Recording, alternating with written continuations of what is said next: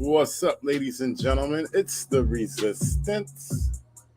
Give y'all a quick listen in real quick on a digital manual on how to sit tight, don't budge, and look at the judge. Real quick listen. All rise, please. I'm sure the audience is going to get it wrong.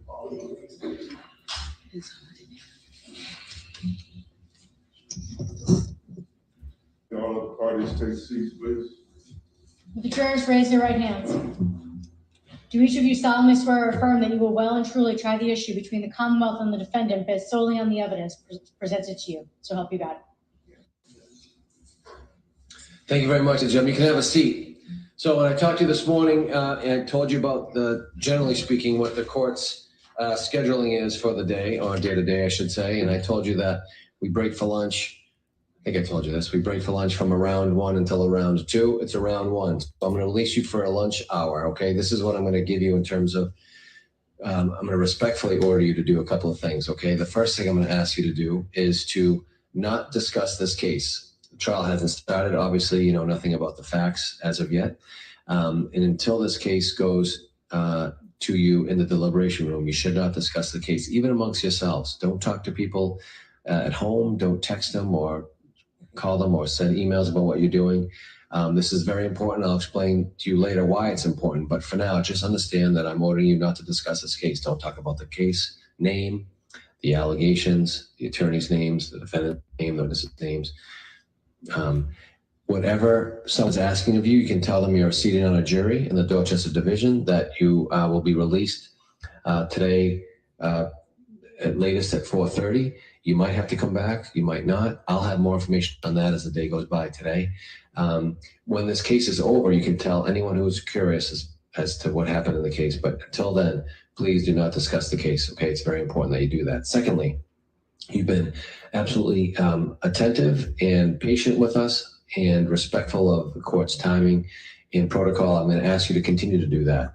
We can't get started until all 7 of you are back from the lunch break. So I'm going to have you come back at 2 p.m. to the room that the officer releases you from. He'll give you all the information that you need. I can't start unless all 7 of you are present, as well as everyone else in the courtroom, but I can't start unless all 7 of the jurors are present. So thank you very much for your continued attention and respect for each other as jurors and respect for the court system. Thank you. Enjoy your lunch hour. Would all rise? Your We finally here, ladies and gentlemen. This is what we all been waiting for. Audio trial hearing. October 7th, the Resistance versus the Commonwealth of Assachusetts. Yeah, I said it. The Commonwealth of Assachusetts.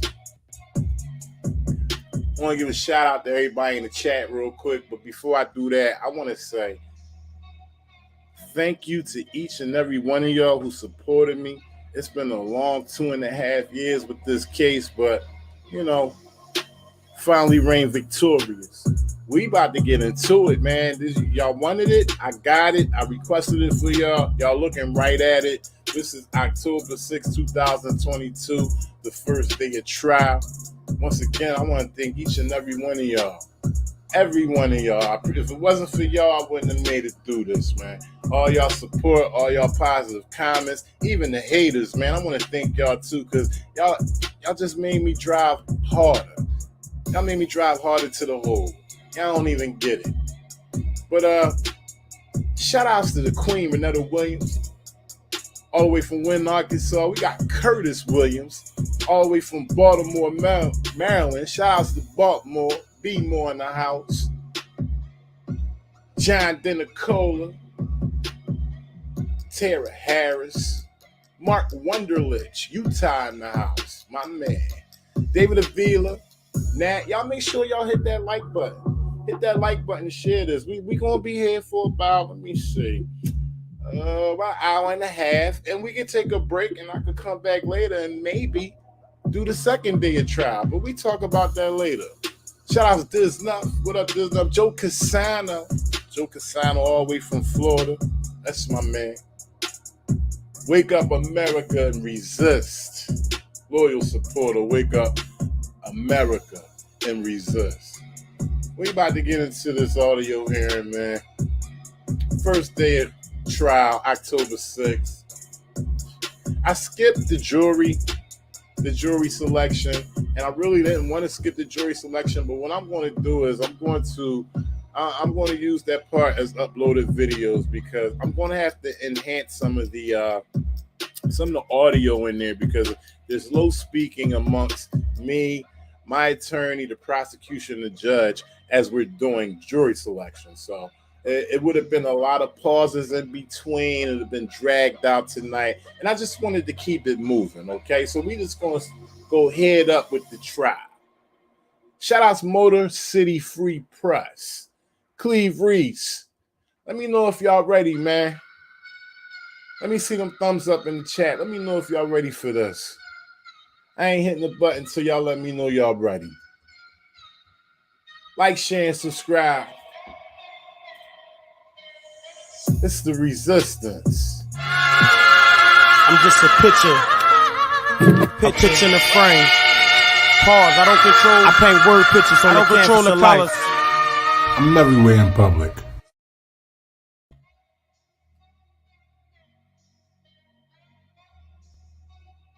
All right. Come on, I need to see some more thumbs up. I need to know if y'all want to hear this.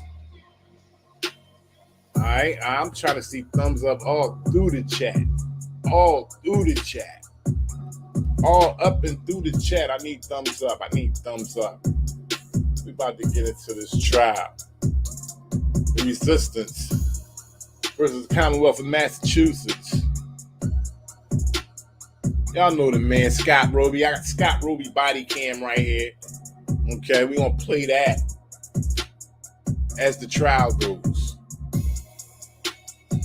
All right. I ain't going to make y'all wait too long. Tony Sweet. Shout outs to Tony Sweet. Kevin Spade. Robert Cunningham. The gang's all here. Turn my audio down.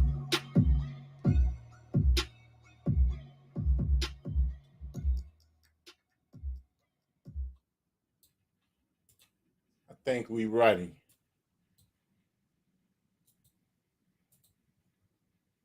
Harder than it was earlier. Yes, it's Wow. about 80. Oh, so I'm gonna have to move that so I can instruct the jurors.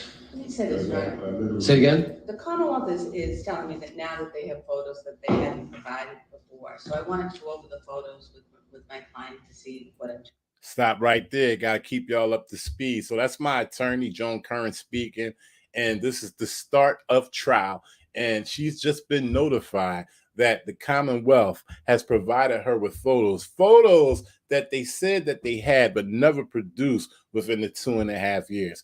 Day of trial, they finally produced them. I told you guys that during trial, during the updates, in between breaks and everything, I told y'all that they did produce photos of a bitch ass scratch on Scott Roby's hand. It was smaller than a paper cut, just to let you know. So let's go. Oh, so I'm gonna have to move that so I can instruct the jurors. Let me say this, right? Say again? The Commonwealth is telling me that now that they have photos that they hadn't provided before. So I wanted to go over the photos with my client to see what objection he had to the various photos. So that's what's stalling us at this point while I'm not looking up. Where are the photos from? Thank you, Your Honor. So in reviewing my full file this morning, I realized that we did not have photographs. The mentioned photos were taken during our impanelment. They were provided to us by the sergeant who took the photographs. I did show them to my sister. I understand it's extremely last minute. So I just wanted to give her an opportunity to go over them, see if she had an objection to them being rendered. It is the first time she's seeing them, as well as myself. Okay.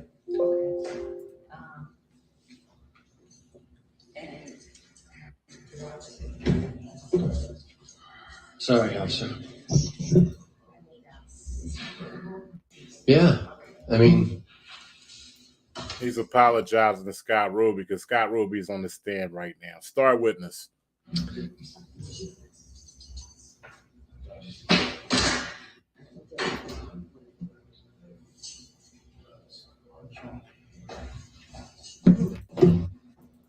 Okay.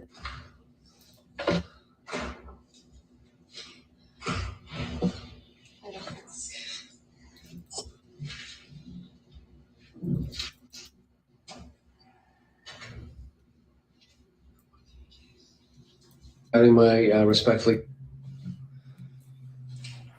Jurors are present, shall take seats, please.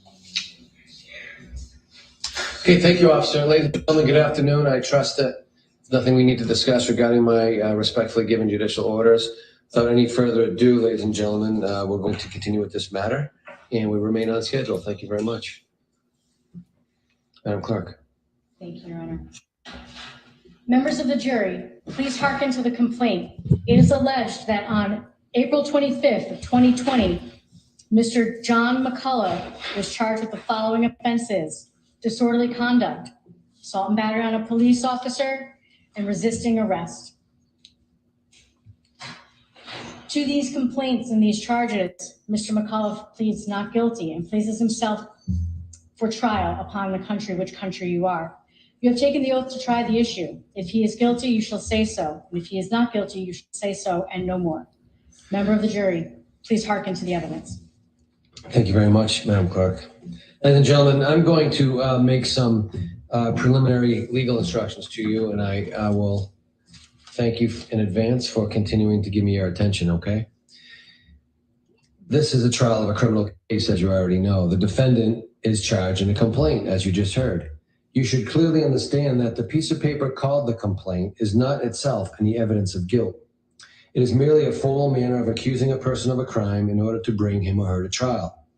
You must not draw any inference of guilt from this complaint or the fact that the defendant has been formally charged. In any criminal case, the defendant is presumed to be innocent unless he or she is proven guilty beyond a reasonable doubt. The law requires the prosecutor, whom we refer to in court terminology as the Commonwealth or the government, to prove that the defendant is guilty beyond a reasonable doubt. The law does not require the defendant to prove his innocence or to produce any evidence. At the end of the trial, you must find the defendant not guilty unless the Commonwealth has proved to you beyond a reasonable doubt that the defendant has committed the offenses that he is charged with. The trial will proceed in the following order. First, attorneys for the Commonwealth and the defendant will have an opportunity to present opening statements. After the Assistant District Attorney makes her opening statement for the prosecution, the defense attorney may choose to make an opening statement immediately, or may postpone doing so until later, or may even decide not to do so at all, since the burden of proof is on the Commonwealth. The opening statements of counsel are not evidence. They are somewhat like road maps from the attorneys to explain to you what they expect will lie ahead. We have opening statements to assist you to understand what the evidence is expected to be. Next, the prosecution will introduce evidence in support of the charges in the complaint.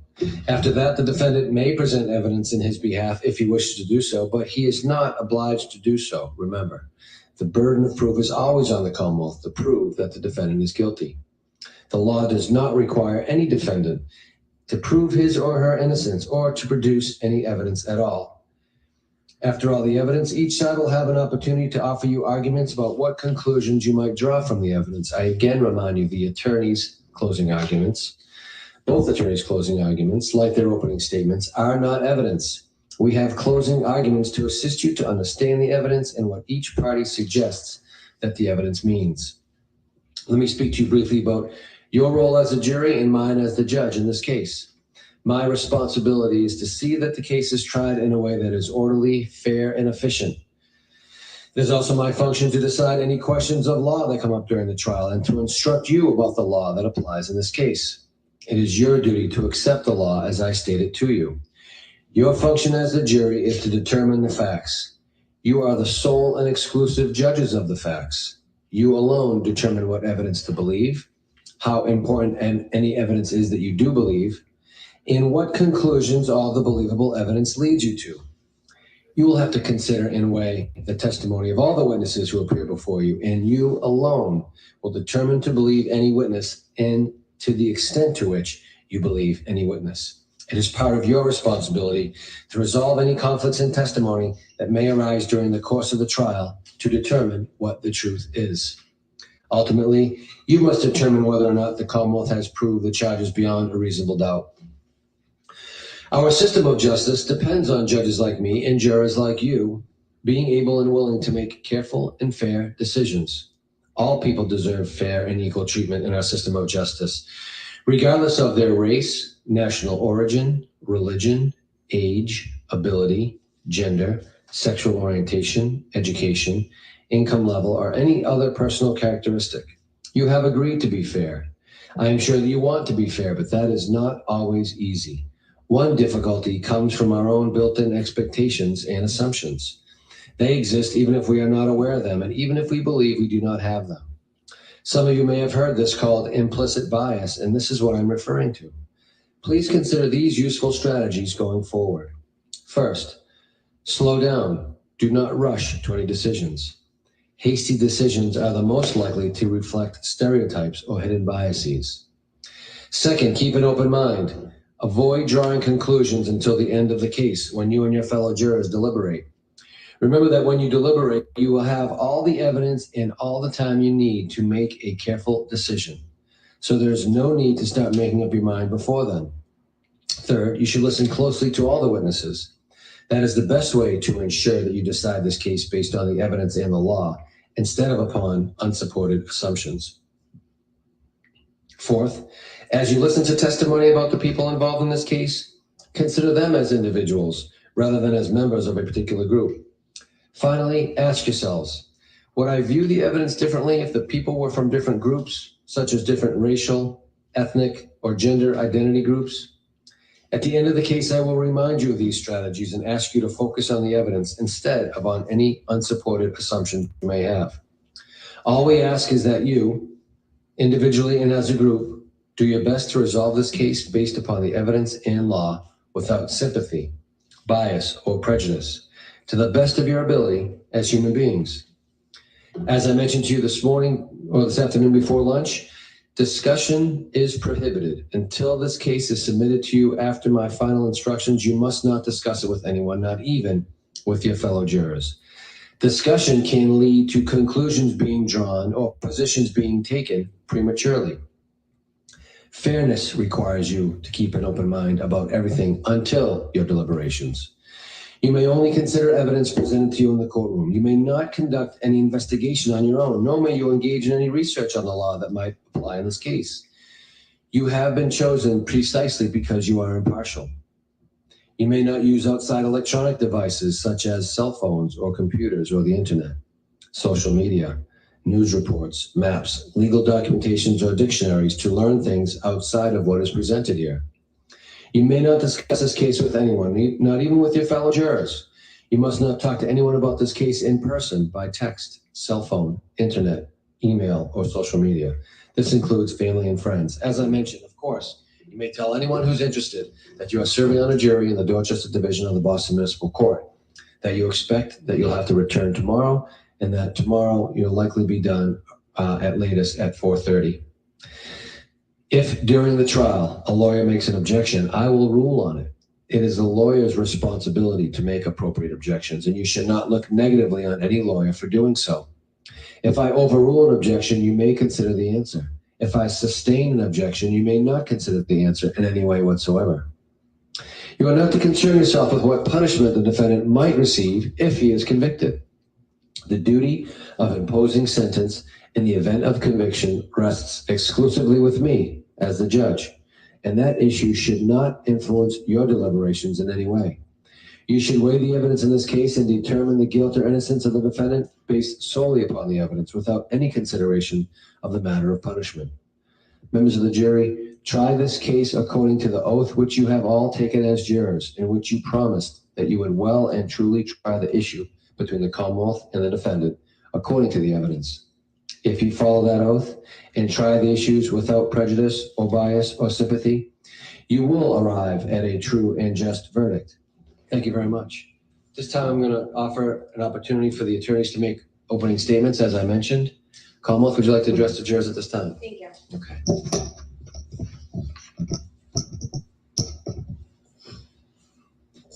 On April 25th of 2020, Officer Scott Roby of the Boston Police Department, who's been an officer for 28 years with the department, was on routine patrol in the area of Blue Hill Avenue in Boston. And on that day, at approximately 12:20 in the morning, around midnight, Officer Roby conducted a traffic stop. And it was a routine traffic stop.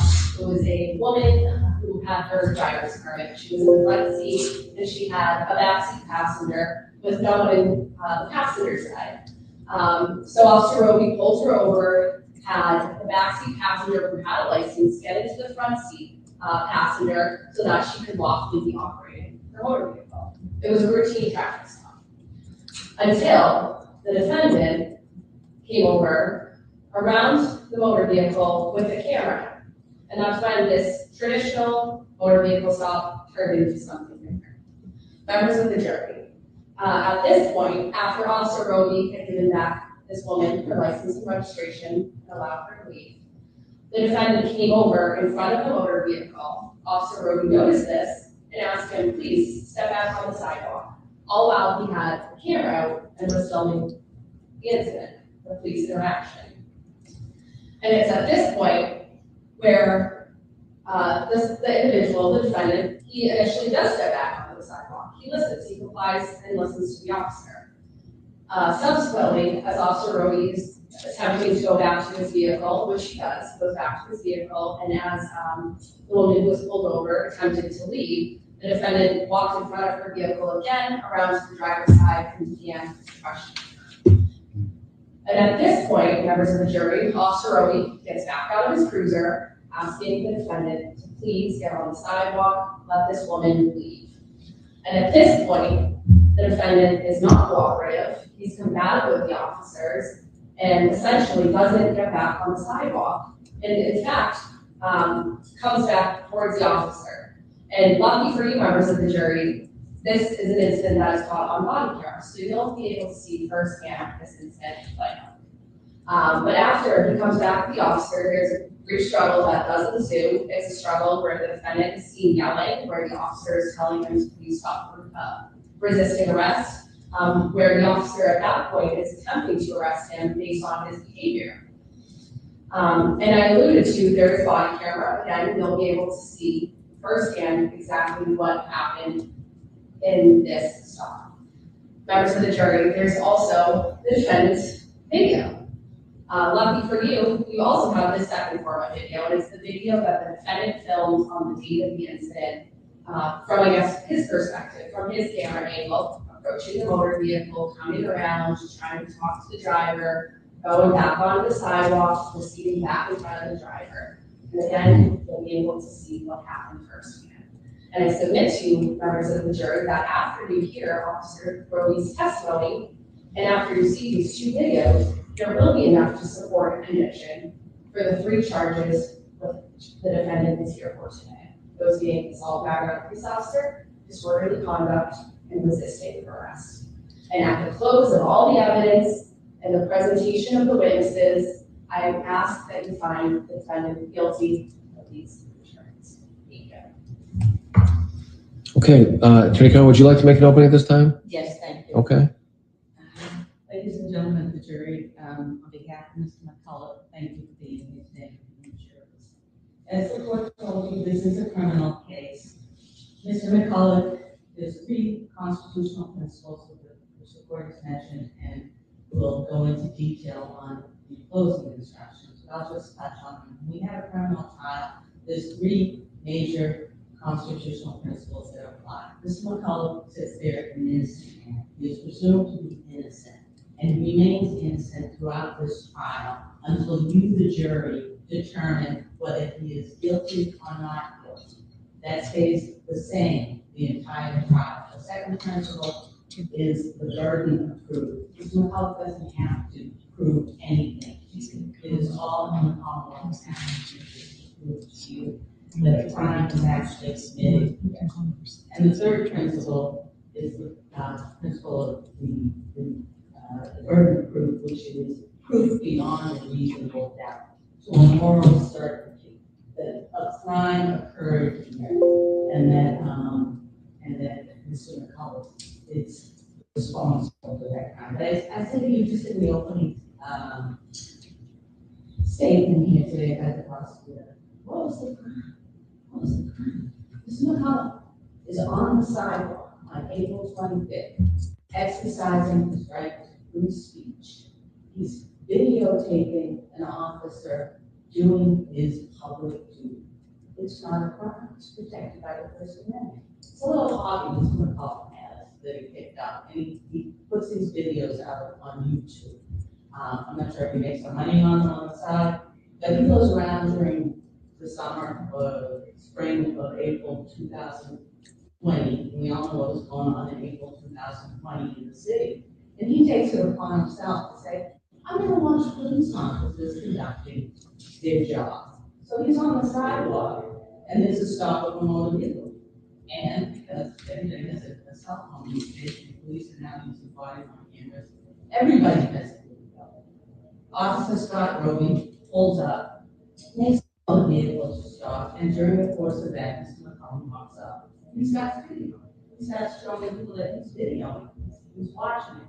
When the officer is through and he's about to leave, Mr. McCullough says, "Y'all done here, officer? Y'all done?" No response. So he's going to talk to the woman in the car.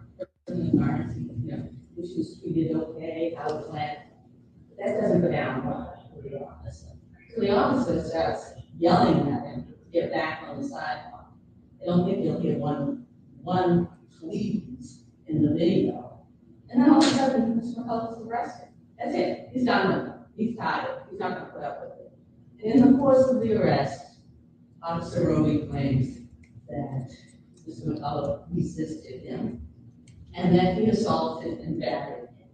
You have an opportunity to see these videos. The crime of resisting arrest, the legal elements to that, when the judge gives it to you, you'll hear them.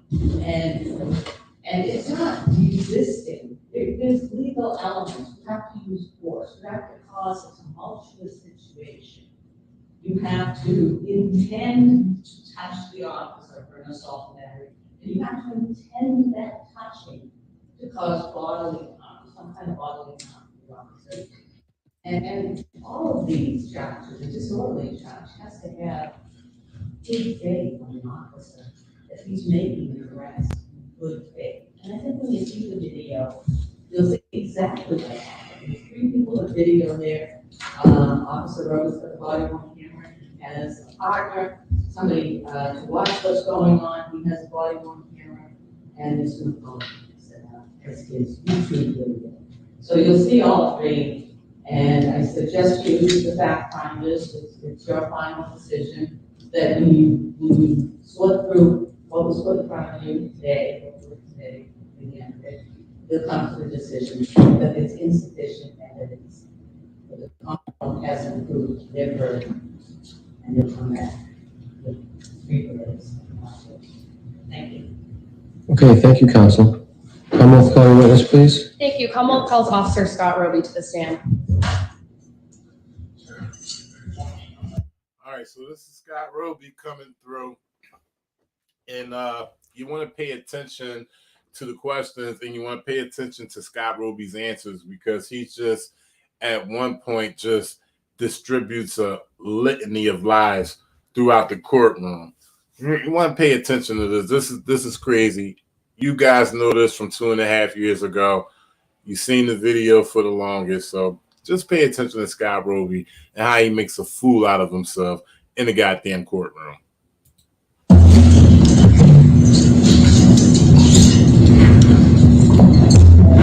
Officer Scott Roby, second session.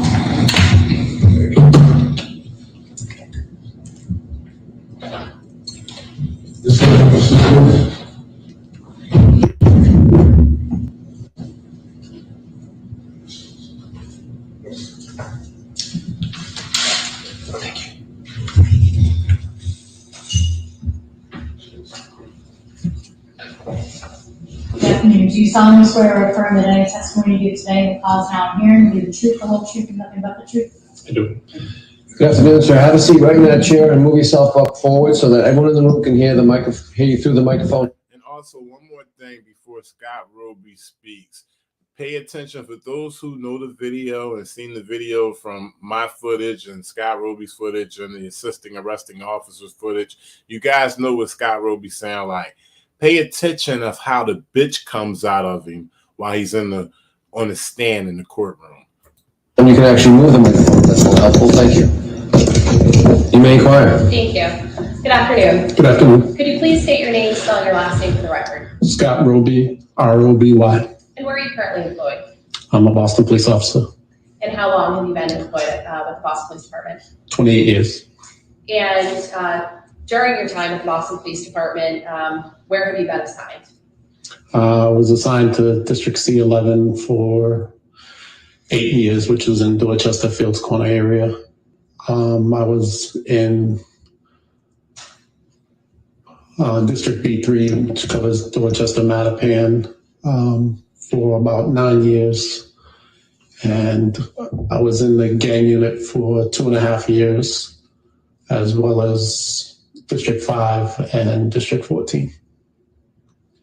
And in April of 2020, what unit were you assigned to? I was assigned to District B3 last half from 11:45 p.m. to 7:30 a.m. Okay.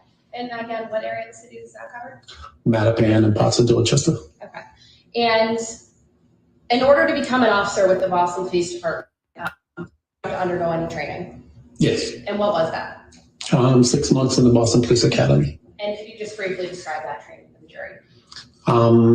Basically, it was physical fitness, academics, criminal law, con law, motor vehicle law, as well as drug identifications and weapons and training, as well as uses of force. You hinted at being trained in motor vehicle law. Could you just describe what type of training you received in the academy and after, as it relates to motor vehicle stops? Basically, we were trained while conducting motor vehicle stops for high priority violations, red lights and stop signs, as well as speeding, that to have a cover officer if available. But during that time of our training, we basically were one-man cars as well as two-man cars for that purpose. And what are you trained to do when you stop a motor vehicle? To assess the driver's information for motor vehicle violation, whether or verbal violations.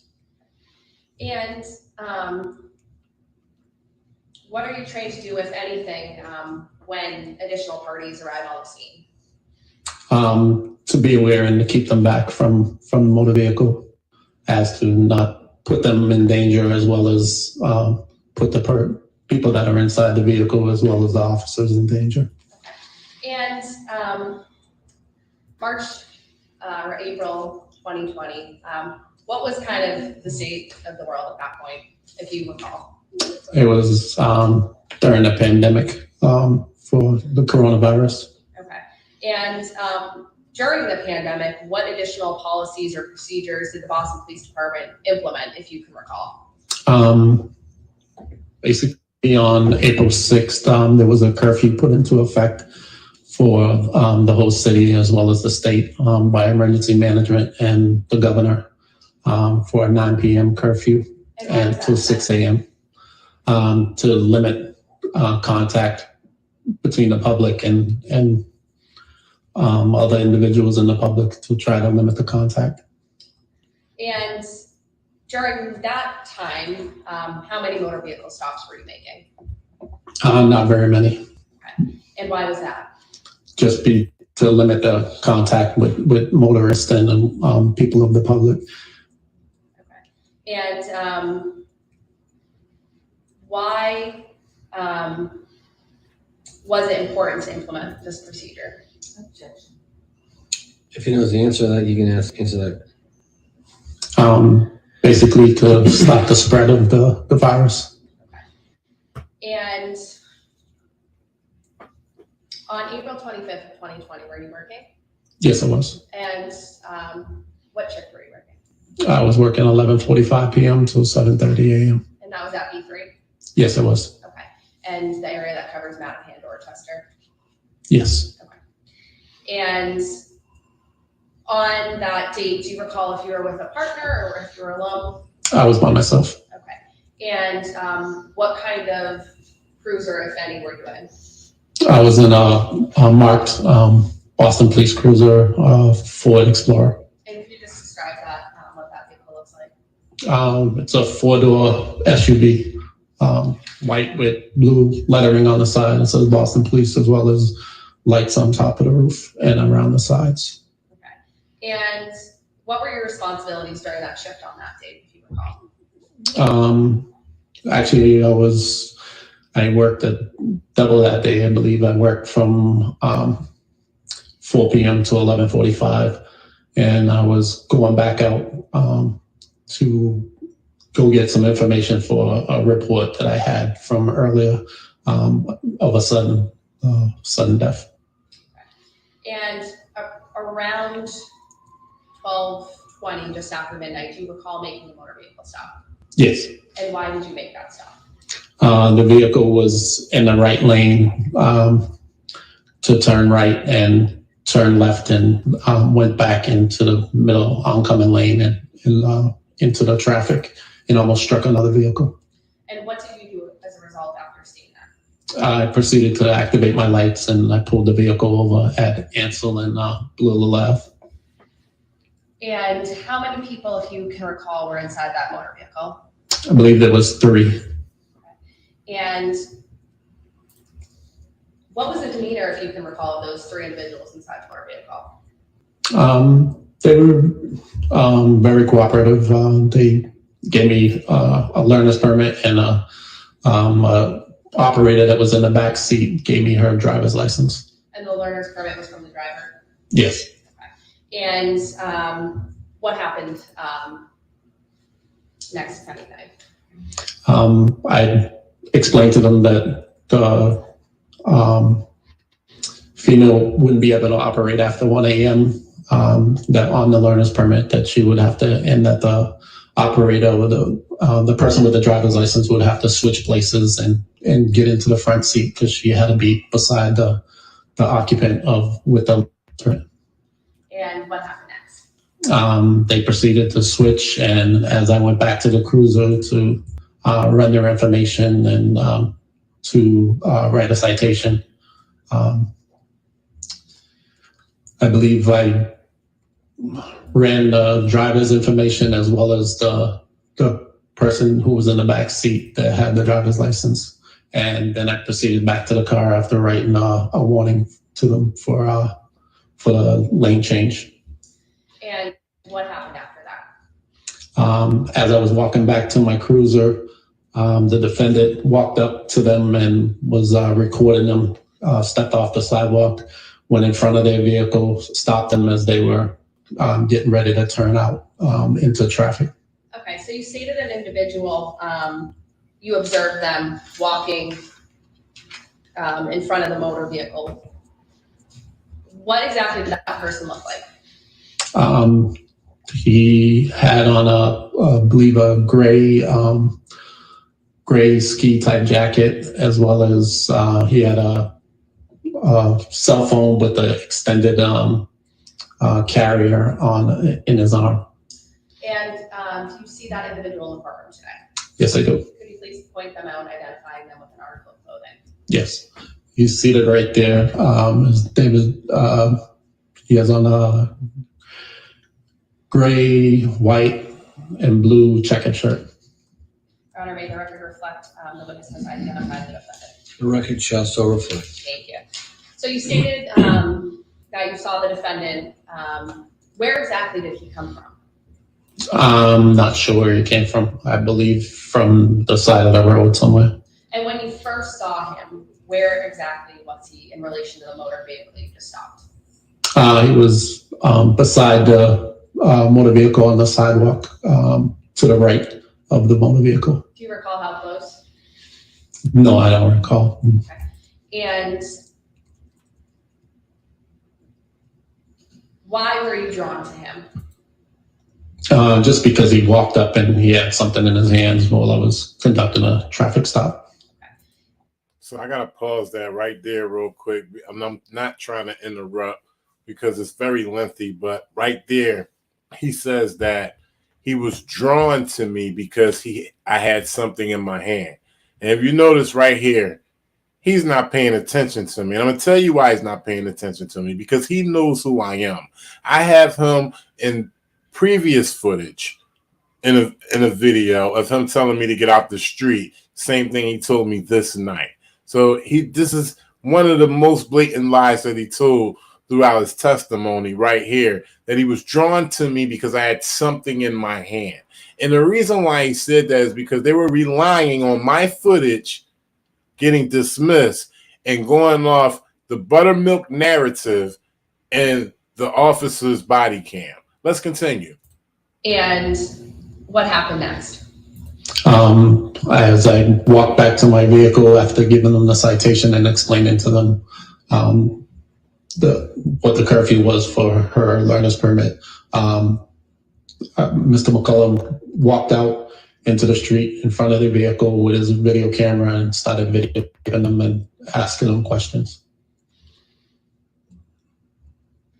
And at this point, what was the operator attempting to do, if you recall? She had her turn signal on to turn back into the lane because we were taking up one lane of traffic and he was taking up the second lane of traffic. And at that point, was your interaction with her done? Yes. Okay. And was she able to leave at that point? Yes. And was she able to physically move her car at that point, I guess you should say?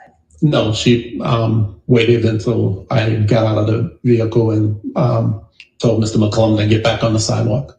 Okay. And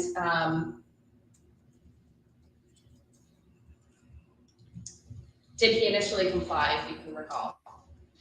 No, he did not. Okay. And what was his demeanor during this interaction? He was confrontational with me and kept talking to the occupants of the vehicle as they were trying to turn out into traffic. Okay. And then what happened? I walked towards him and told him to get back on the sidewalk, or he was going to get out of the lane of traffic as he was obstructing the traffic. And he moved over to the front of the motor vehicle and then off to the right as the vehicle pulled away.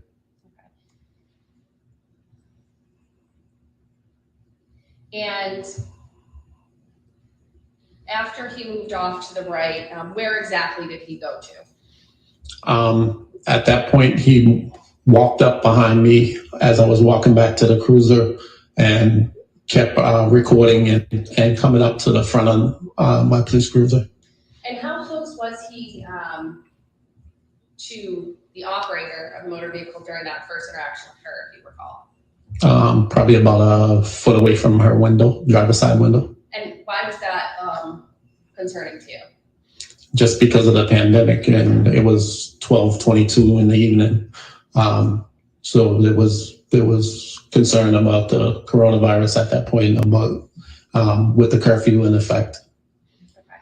And you stated that he then also came up to you. How close did he get to you, if you recall? He was probably about maybe 3-4 feet behind me. Okay. And what did you do next? I told him to go back up onto the sidewalk that I already had told him before to stay on the sidewalk and to step away. And he refused until I turned around and started walking towards him. That's when he started backing up and backed his way up onto the sidewalk as I told him that he was going to be placed under arrest. And prior to him backing up, what was his demeanor like at that point? He was just yelling something about my badge number and my name and my badge number, and that I'm required to give it to him. And I kept telling him that to put his hands behind his back and that he was going to be placed under arrest. And then he said, "What did I do? What did I do?" And I told him he was going to be placed under arrest for disorderly conduct, at which time he pulled away from me and scratched my left finger on my hand. And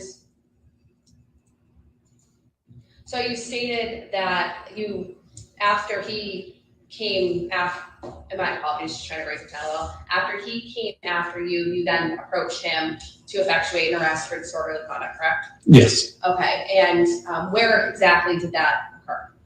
Right in front of my police cruiser. Okay, and you stated that he scratched you, correct? Yes. Where exactly was that? My left finger. And do you recall what that injury looked like?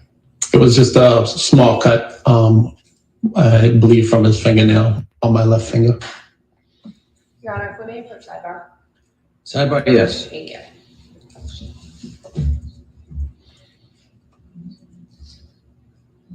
No, thank you.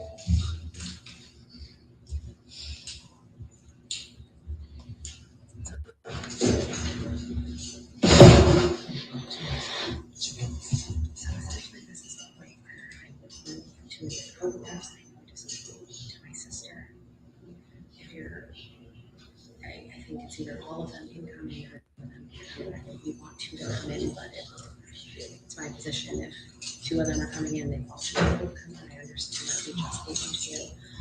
I have no problem not introducing them, but if I'm not introducing them, I would just ask them none of them be allowed in. Well, I think it's an overwhelming amount of water. How many are there? I'm trying to get in. There's two of the kind. There's one of his eye that shows. He has the intestine, right? Yeah, well, that shows. One that has been discharged. He has red eye. It's not the fault of the defendant, just something that came out. How many photos? Let's talk to the queen. To the dot on his finger, we want to introduce. I want the phone and the problem I have is. Well, you can offer that photograph. Do you have the photograph now? Do you have the photograph? I don't have any of them. You don't have the photograph at the table? No. All right, so on cross-examination, you can move to offer the photograph into evidence. You can object to that photograph? All right. So it sounds like all photographs are coming in. All right. Well, there's a lot of photographs. You said 6. You said all. Well, I thought we're talking about 6. Out of the group, and you want to introduce two pets. An eye. 2 pets and an eye. A photo of him. And his own. That's 6. Okay, next question. Go ahead. Thank you.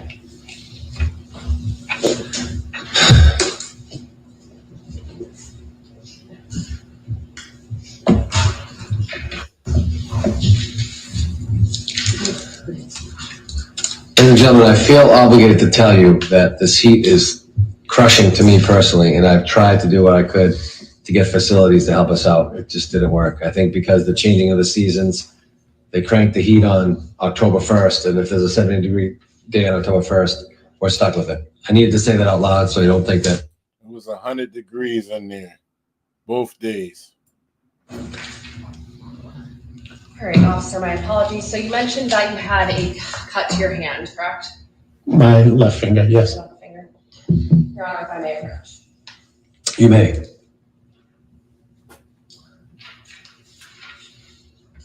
Officer, I'm placing one photograph in front of you. If you could just take a peek at it and look at me. What is that? That's my picture of my hand that the sergeant took a picture of. And what specifically is that photograph of? My left finger where the cut is on my ring finger. Is that a fair and accurate representation of the cut that you received on April 25th, 2005? Fairly, yes. Your Honor, this is my comment with the exhibit 3. Okay, you have 2? I do, I have a second. All right. I'm placing a second photograph in front of me, if you could just look at that. Yes. What do you recognize that to be? The same photo, different photograph, but in a different angle of the same cut on my left ring finger. From the injuries that you sustained on April 25th, 2020? Yes. Okay. Is that a fair and accurate representation of the injury? Yes.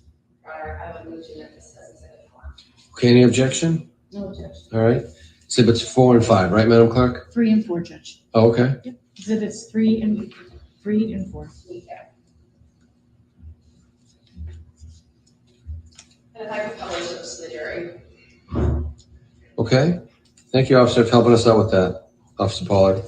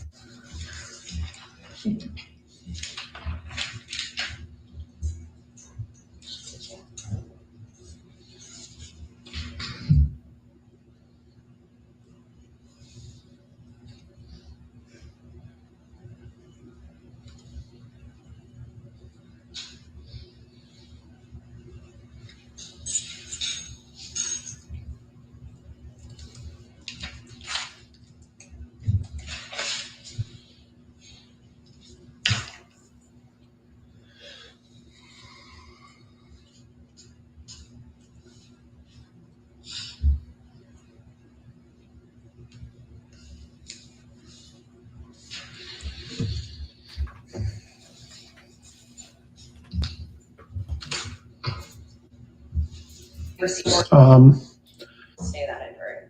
Your finger.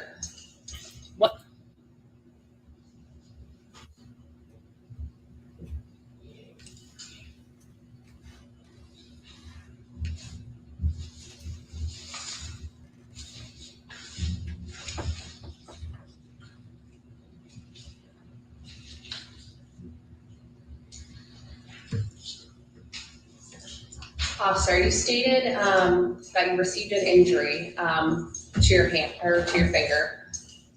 What force was used, if you could feel? What's the objection? You can rephrase the question. What amount Objection of force sustained. was used for you to sustain that injury? Same objection. Rephrase that question. That's sustained. How much force did you feel on your hand when you sustained that injury? Probably about maybe like 5 pounds of pressure from his fingernail pressing into my finger.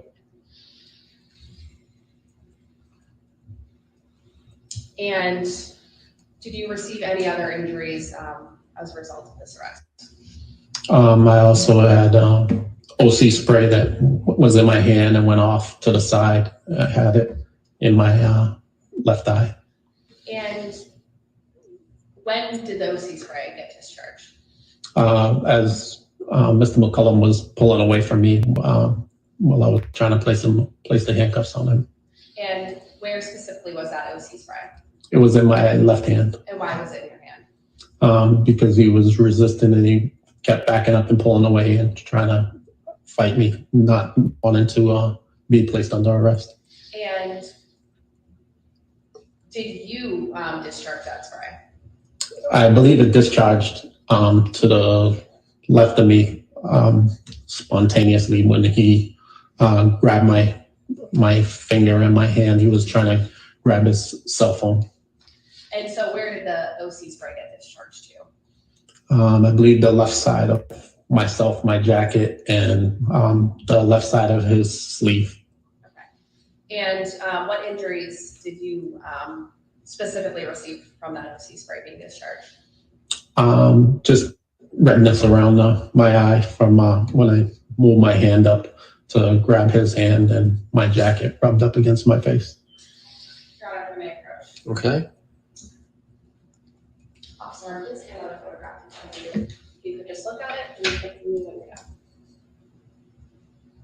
You recognize that? Yes. What is that photograph of? That was the picture from that night that Sergeant Brooks took of the irritation around my left eye. And where was the photograph taken? At District B3. And is that where all the photographs were taken? Yes. Okay. Is that a fair and accurate representation of what your eye looked after this incident occurred? Yes. At this time, I would leave this as almost exhibit 5. Any objection? Okay. Exhibit 5. I would just ask to publish that to the jury.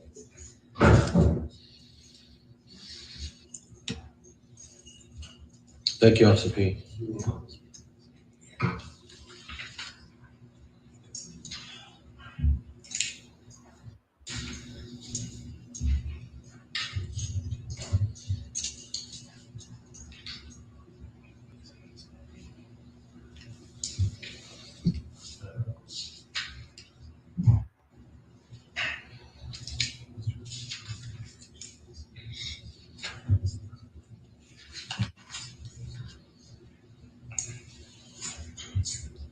You too. Now, officer, after that OC spray was discharged, what happened? I was assisted by, I believe, Officer Wood, who was also present during a traffic stop and incident with Mr. McCullum as he came back to where we were located, and when I was placing him under arrest and to get him under control and to place him into handcuffs. And how specifically did he assist in the arrest? Just by gaining control over one of his arms. Okay. And what happened next, if you recall? He was brought over to the cruiser to be placed into the back of the cruiser, and he refused to get in. He was pushing back and was yelling and wanted his phone back. I went and picked up his phone off the ground and was bringing it back. And as Officer Wood was getting him into the back of the cruiser, he grabbed the cell phone out of my hand and put it behind him inside the cruiser and sat on it. And what was his demeanor like during this transport into the cruiser? He was very confrontational, very, very vocal about swearing at us and yelling at us about what had transpired and that he wasn't, why he was being placed under arrest. And you stated that he wanted his phone back. At what point was his phone taken, or where did his phone go? No, it was on the ground right beside, right where he was placed into handcuffs. And do you recall how it got there? I don't. I remember it was on his little. He had like a device that holds the phone, and I believe that fell, and it was on that device. Your Honor, may I approach? You may continue to approach this witness.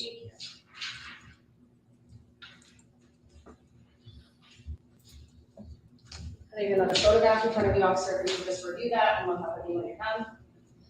What is that photograph of? I believe Mr. McCullum's cell phone. And do you recall seeing that cell phone on April 20th, 2020? Yes. Okay, and is that a fair and accurate representation of what it looked like following the incident? I'm sure it is. They took a picture of it. And did you have an opportunity to see the phone prior to the arrest or incident occurring? No, I did not. But it's a fair and accurate representation of after. Yes. All right, we move to admit this as Commonwealth Exhibit 6. Any objection? Okay. Exhibit number 6, Madam Clerk. Thank you. I just asked the television hearing.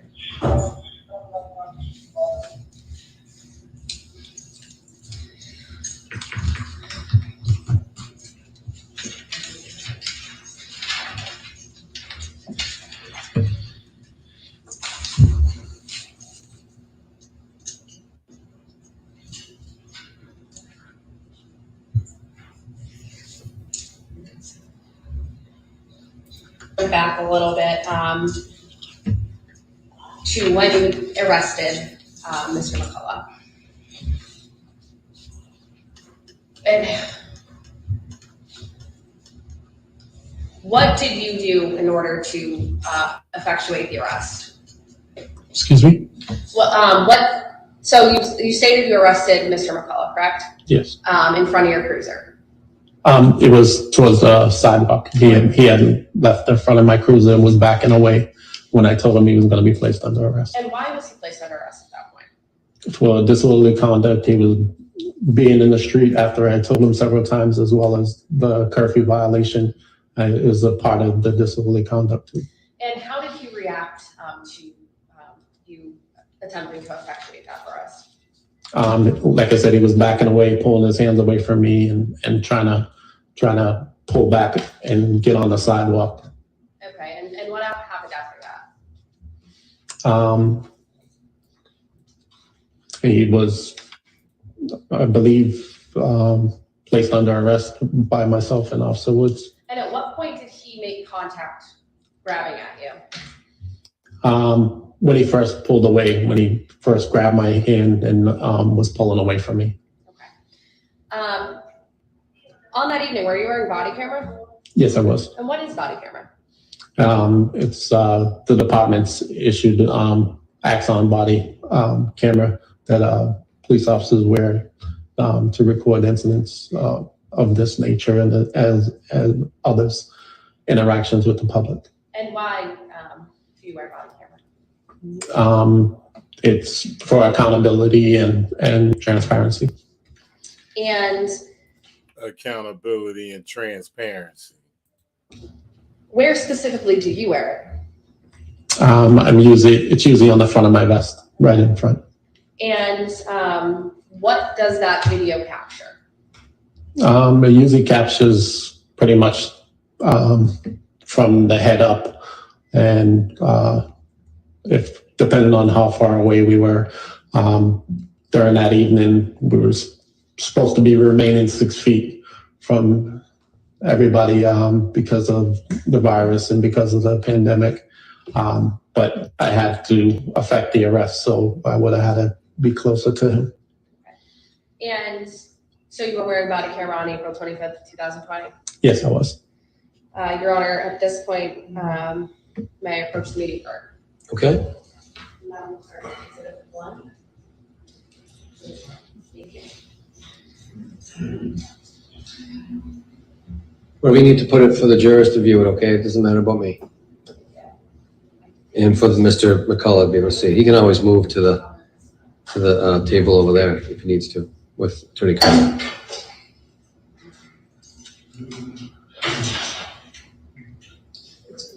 So now they're about to present video. And the first video that they present is my video. They call themselves using my video against me.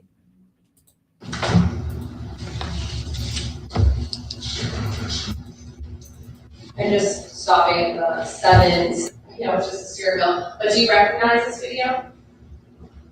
Yes. And what is shown in this video at this point right now? This is when I was in the cruiser, just before just practicing that.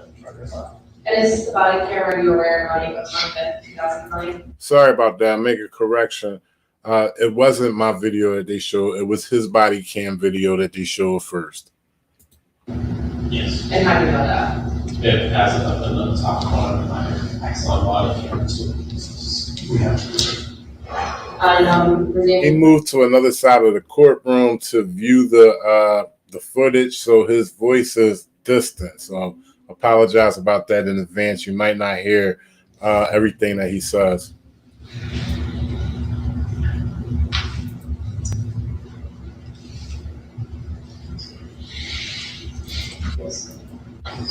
Presuming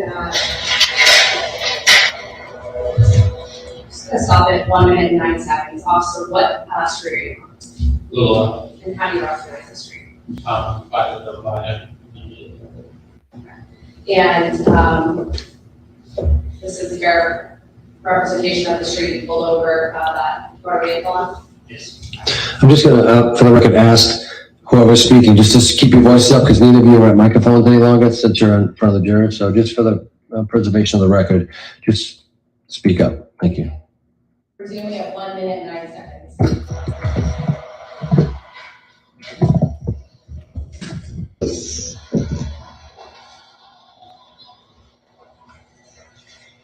What's going on with your license? Did you just get your license? I just did it. Sorry? She was teaching me how to drive. My mom was down the street, so that's what we were doing. She has the license. You're supposed to be on the front seat.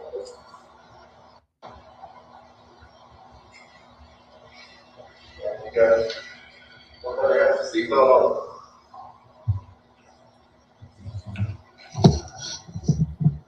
Pausing at 1 minute and 50 seconds. Officer, who was in this video? One of the operators that were operating a motor vehicle on the particular time. And how many people were inside that motor vehicle? I believe 3. And at what point in the video were you watching? I believe this is when I was giving her back her license and her Permit, after the stop. yes. Resuming at 1:50. You guys gotta switch up. She's subject to arrest right now. No. You can drive, but she has to be in the front seat.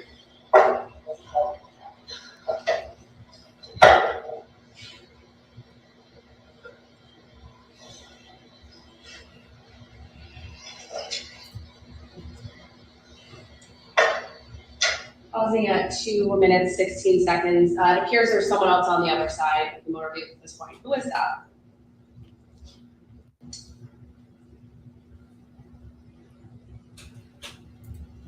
I can't remember. I'll resume play. You guys need to put your seatbelts on.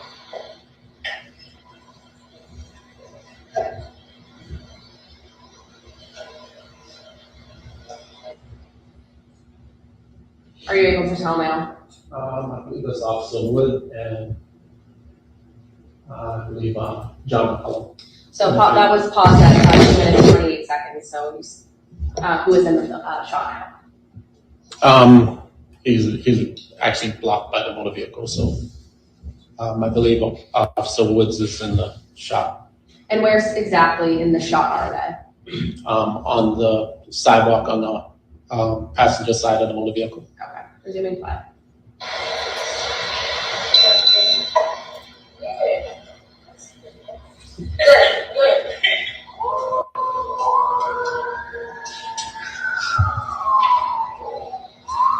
Your license, and your registration. And your license. But when you have a learner's permit, the person that has a license is supposed to be beside you. Alright? And your permit is good after 1 a.m. You understand that you can't drive after 1 a.m. What you're saying was a marked lane violation. Because you were in the right-hand lane and you go to the left. And that lane is a bike lane. It's not supposed to be driving. See right here? See how they have it marked off? Yeah, but what I was trying to tell you was I was gonna turn and we changed our minds, so that's why I ended up going in front of you. I know, but you still can't drive. You can't turn from that lane. I am telling you, You have to stay how to there. drive. I understand, and that's why I'm explaining it to you. Okay, listen, it was $105 for the marked lane. Your speed was 40 in a 25. The whole city is 25 miles an hour.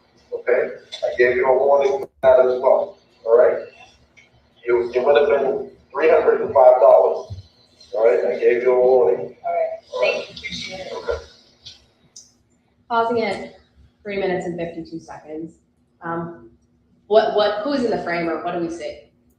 You can see John standing towards the front of the motor vehicle, waving and his arm and his camera. And where specifically are you in relation to the motor vehicle? I'm in the lane of travel on the driver's side. And at this point, where physically is he? He's towards the front passenger side. Resuming play. And that would have went on your license. Okay. That would have went on your license for the citation.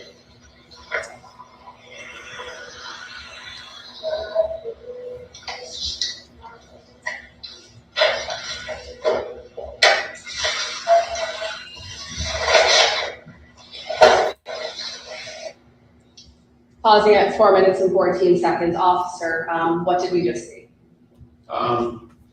Just me going back to the cruiser and the defendant walking into the street in front of the motor vehicle. And why did you get back in your cruiser at this point? The traffic stop was over. Okay. And what were you intending on doing at this point? Proceeding to where I was going from the original stop. Okay. Resuming play at 4:14.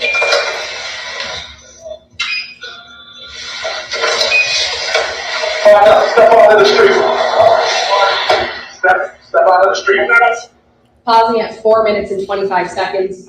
What did we just see? The defendant in the street in the lane of traffic as the motor vehicle was driving by. And what did you do? I stepped back out of the cruiser and told him to step out of the street and to go onto the sidewalk. And why did you tell him to do that? because he was blocking the vehicle. You can see the turn signals on for it to turn out. Okay. And where exactly is the motor vehicle you had just pulled over at this point? It was still in the second lane of traffic to the right. Okay. Resuming play. Step out of the street. Step out of the street. I'm gonna lock you on traffic. Step out of the street. You just tell me, you just tell me, name the badge, officer. Right. Yes. Chapter 48, section 98, name the badge. Step out of the street. Stopping at 4 minutes and 43 seconds. What did we just see in that short 10-second clip? The defendant walking back from the motor vehicle and the motor vehicle pulling off and him walking back towards the front of my police cruiser. And what was he saying?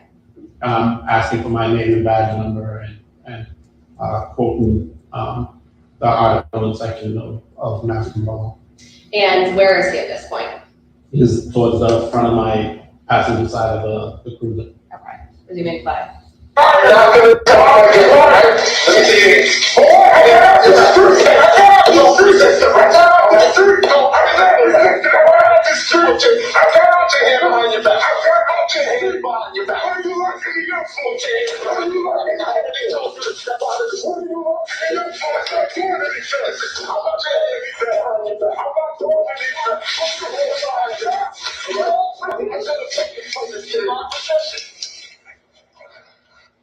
All right, I'm going to pause here at 5 minutes and 13 seconds. What did we just see in the last 20 seconds?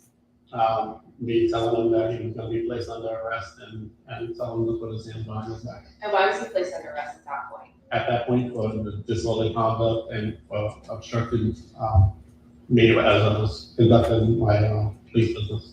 And where exactly was this arrest executed? Right at Ansel and Little Lab. Okay. And where on the street was it affected? On the sidewalk, right next to where my police cruiser was and where he backed up. What would you describe his demeanor like at this point? He was resistant. He was pulling away from me, and after he had already grabbed my hand and put his fingernail into my hand. And that was during this arrest? Yes. Okay. Resuming play. What y'all want to do that for? I'm so tired of you, bro.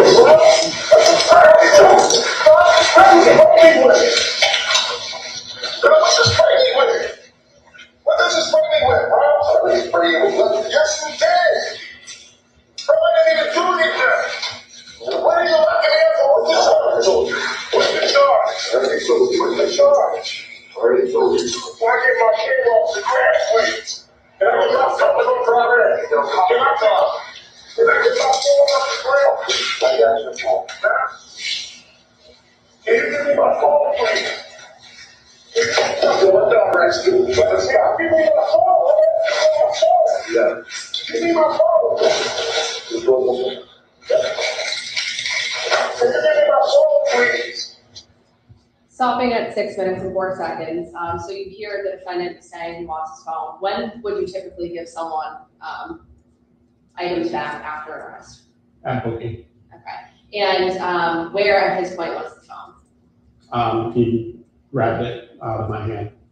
And prior to it being in your hand, where was it? On the ground. Okay. And who else is in the video, just to clarify with you? I believe police officer Woods. Okay. And I'll just play the rest of the video. The remaining 18 seconds. Please give me my phone. That's my property. That's my property, sir. I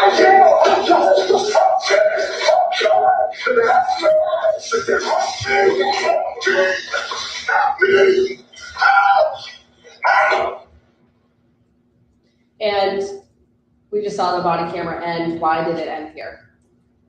I'm not sure. Okay. And why, if you know, was the defendant screaming? He had his phone and he was recording the whole time. So He started screaming again when he gets back to the station. Objection. Yelling back. What's the objection? He's not answering the question. He's going back to the station. All right. Okay, what's the next question? Next question. What would you describe his demeanor like during this arrest? He was out of control. In terms of demeanor? Speaks for itself. Overruled. He was out of control at that point. And how many arrests have you made? Hundreds. And how do those arrests usually go? Depends. Objection. Sustained. Next question. And what else do you recall happening during this transport? He was sitting on his cell phone in the back, and was yelling all the way back to the station that he was. Objection. Hold on 1 second. Do you need him to stand up anymore? Could Kate resume the seat, or what's happening next? There is a I just second wanna video, so while he's standing, perhaps you can Okay. jump to that. All right. I'm approaching the media cart, second video. Martha's exhibit number 2. Yes. Okay. Officer, you mentioned earlier the defendant was filming, and we could also see he was filming, correct? Yes. And again, what was he filming with? His cell phone and arm carrier. And do you know why he was filming? Yes, he stated that he was filming for YouTube as the resistance. And what is the resistance? Objection. Can I talk to the lawyer at the sidebar, please?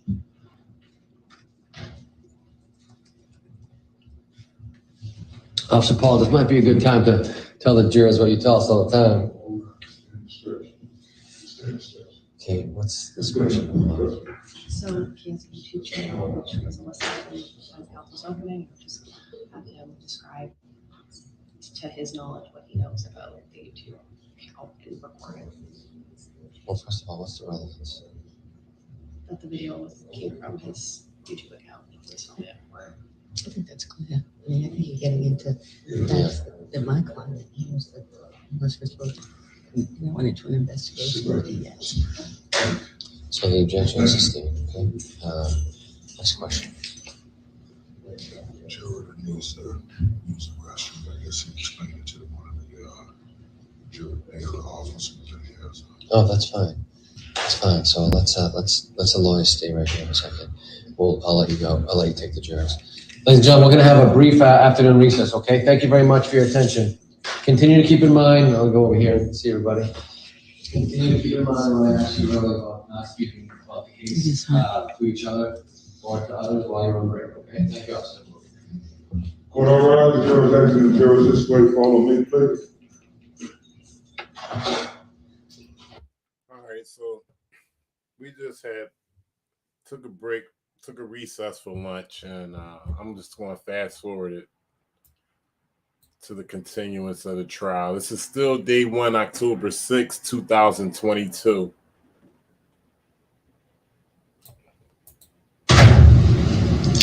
Thank you.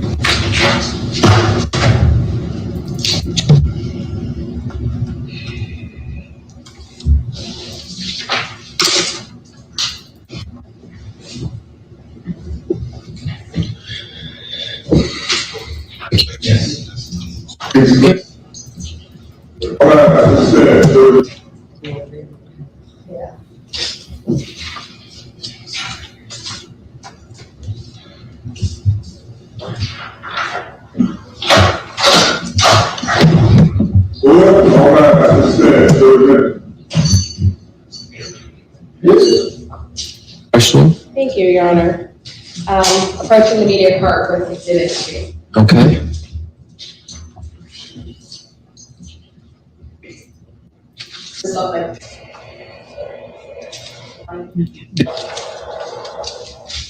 Pause it 2 seconds. Officer, what's in this initial shot? I believe myself and Officer Wood conducting a traffic stop. Does this look like a traffic stop from April 25th, 2020? Yes, it is. Thank you.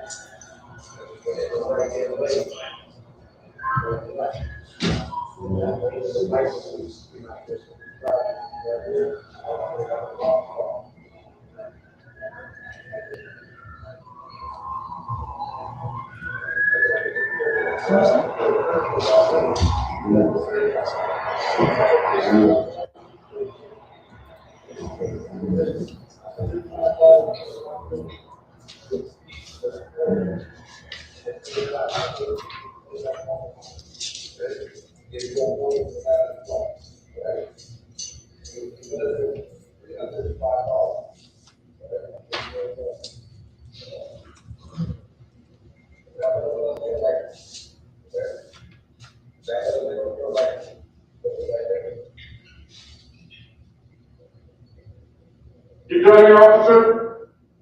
Are you done? Was he talking that nicely to y'all before I pulled up? Not really, right? Yeah, I know this dude, he's an asshole. This was for y'all safety. I pulled up too late. But y'all check me out on YouTube. Boston Artists, The Resistance. I'm not obstructing traffic. I'm not obstructing traffic. I'm not obstructing traffic. How you gonna lie to traffic? Pausing at 2 minutes and 10 seconds. So, officer, you're asking the defendant to step out of the street. Why? Because he's in the middle of the street on the driver's side during a traffic stop, blocking the lane of traffic. And were there other motor vehicles on the road at this point? Yes. And it was early in the morning. Do you recall how many? No, I believe one passes by right as he walks out into the street. Okay. And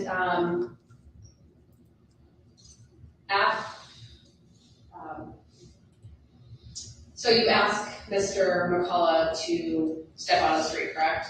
Yes. Can you just describe what we saw after you requested that? He said he wasn't in the street. He wasn't blocking anything. Resuming by 2 minutes, 10 seconds. In the badge, officer. Section, chapter 48, section 98B, name the badge. You are required.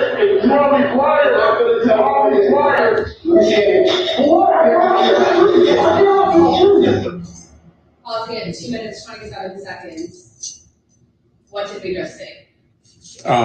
Me advising him again to step out of the street as he was towards the passenger side in the front of my cruiser. And was he compliant?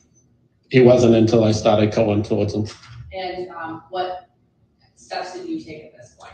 I told him to put his hands behind his back and told him that he was going to be placed under arrest. And why was there an arrest? At that point, for disorderly conduct.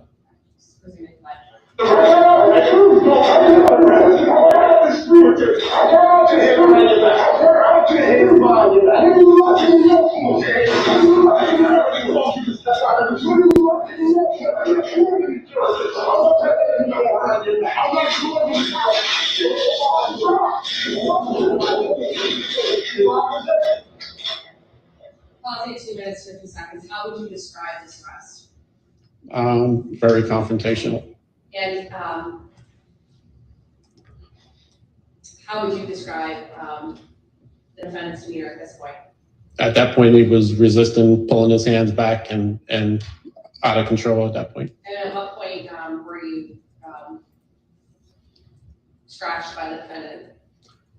Just prior to me going back towards him, getting him back up onto the sidewalk when he reached down. And why, when he reached down where?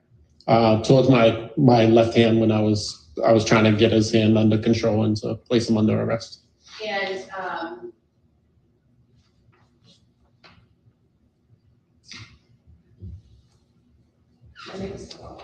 Sure, take your time.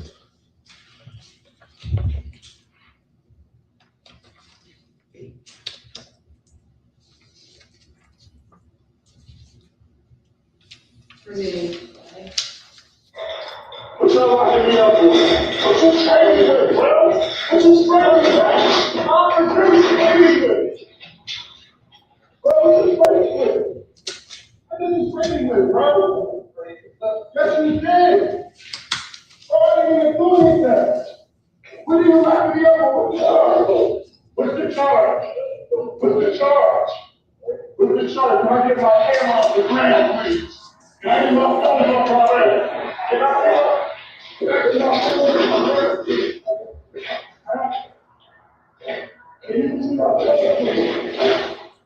Pause at 3 minutes, 29 seconds. What did we just do the last 20 seconds? Just his phone on the ground and me picking it up. I think we're all set. If the officer can approach.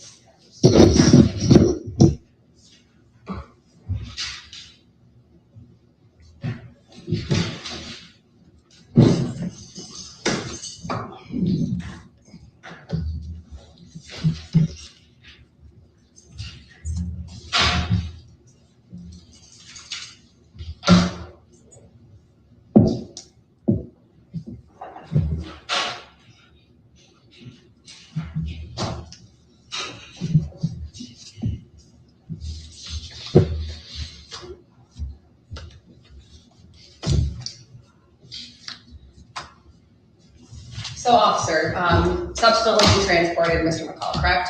Yes. And who booked him? One of the other officers. And do you recall if you were present at booking? I was not. Okay. So you didn't have any interactions with Mr. McCall at the station? Yes, when we first brought him in, he wouldn't go into the station. He was fighting us and yelling that we're trying to kill him, and the EMS people, their bay is right next to ours, and was out. One of the EMS EMTs were outside and was trying to calm him down and asked if he needed any assistance, and he said no. And why did they ask him if he needed any assistance? Because he was screaming and yelling that they're trying to kill me. And at that point, was he still in handcuffs? Yes. And what else happened at that point, if you recall? Overruled. He kept yelling and he was spitting in both officers' direction as we were at the wagon bay door. At that time, I pulled his hood over his head and told him to stop spitting and brought him inside to the booking area. And where exactly was he spitting? I believe towards the other officer that was on the right. And when he turned around, he was spitting in my direction. That's when I pulled his hood up over his head. Okay. And how, you said he was fighting. How would you describe that more in detail? What was he actually doing? He was just pushing himself up against the barrier and the door and holding himself there to try to resist and not go into the Bay Area. Can I just have one moment, Your Honor? Sure.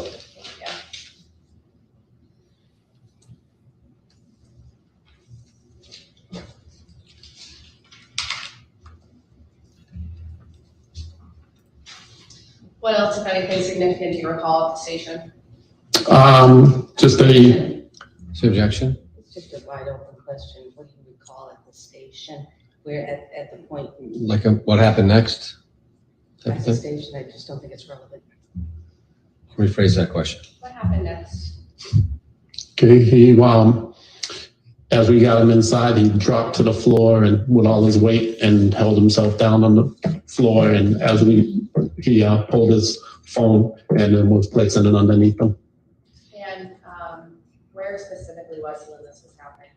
Inside the holding area next to the gates. And why was that significant to you? That's a stain in that form. And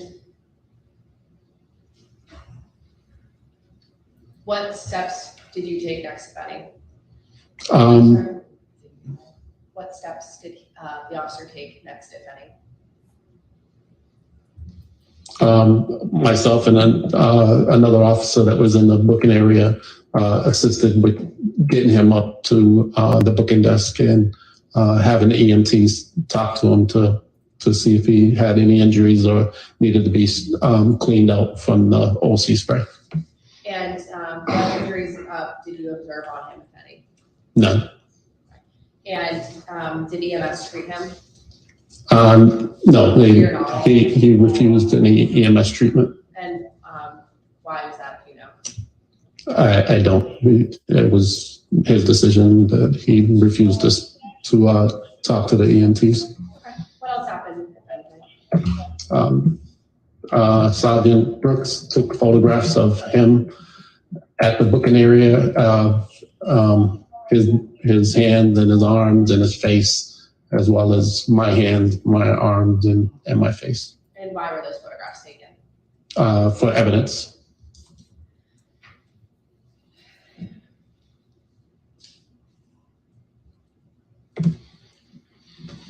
Nothing further. Cross-examination. Yes.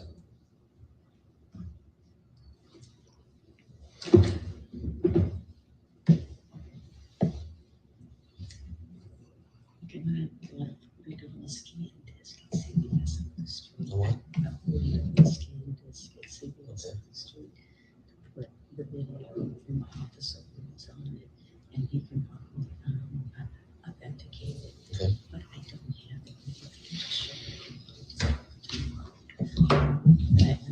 But I don't have it. Sure. What do you mean? Like, he can see it? How did they show it? Yeah, you could say everyone can Alright. And I have no objection or any issues. Is there anything she can put on the meeting? You can't put that on the meeting? Oh, you can't? Oh, well, you put it on the card. I didn't touch the meeting. No.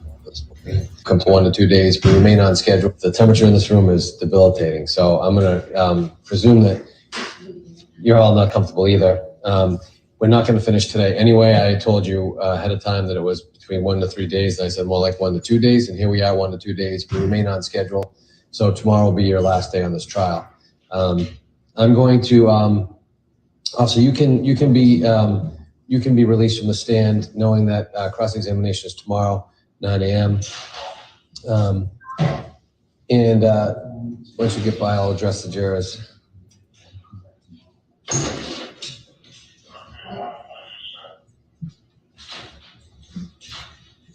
Thank you.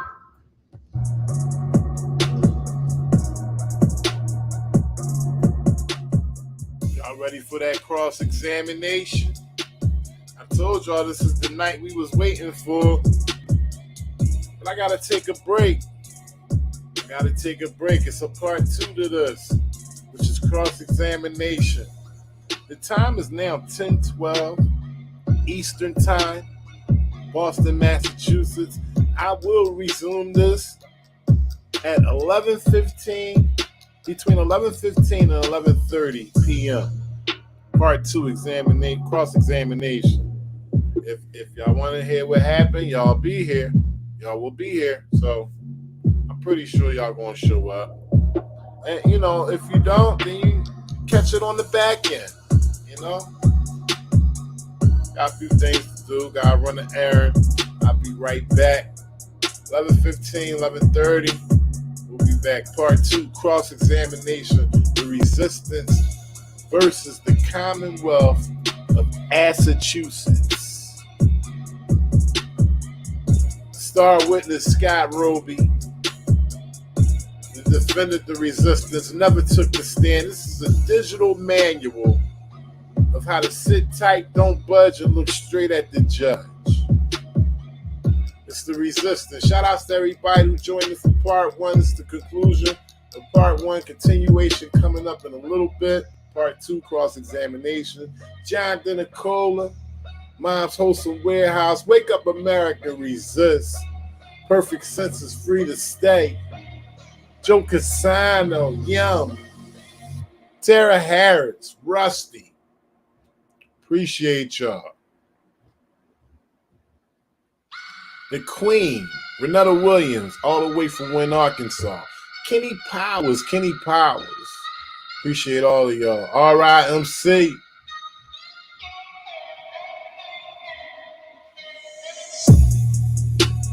Y'all make sure y'all hit that button. Hit that notification button. Hit it now. Gonna be coming up on y'all in about an hour 15 minutes. 11:15, 11:30 East Coast time.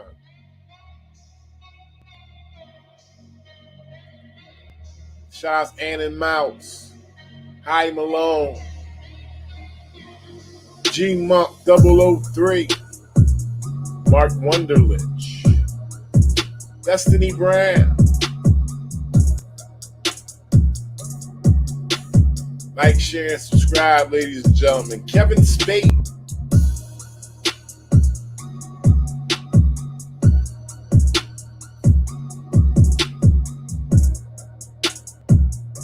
See y'all a little bit later. Hit the notification bell. Don't forget.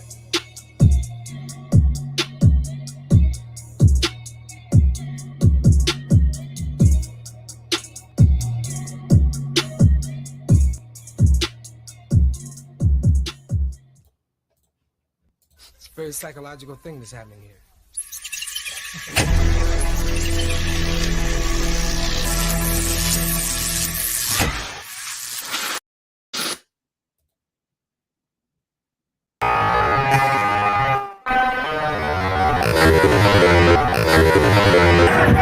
Hit the likes. Everybody about to get killed out here.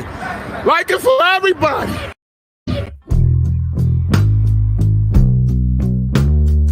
It's the resistance.